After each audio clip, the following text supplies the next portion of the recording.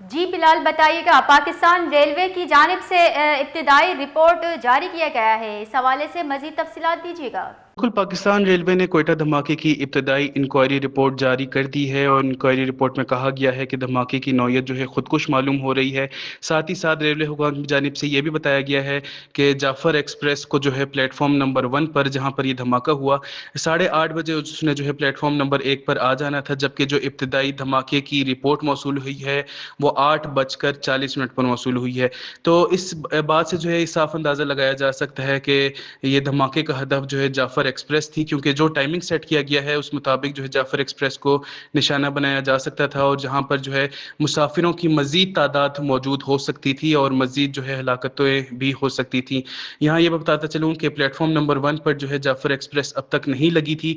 جب دھماکہ ہوا، اور پلیٹ فارم نمبر 1 پر اس وقت جو ہے 150 سے 200 کے قریب مسافر جو ہے وہ ٹرین کے انتظار میں تھے، جبکہ جو پلیٹ فارم نمبر 2 تھا وہاں پر بھی کچھ مسافر موجود تھے لیکن وہ اس دھماکے سے محفوظ رہے۔ ساتھ ہی ساتھ یہ بتا چلوں کہ اب تک کی تازہ ترین اطلاعات کے مطابق جو جہاں بحق افراد ہیں ان کی تعداد 26 ہو چکی ہے، جبکہ زخمیوں کی تعداد 62 ہو چکی ہے، جس میں سے جو ہے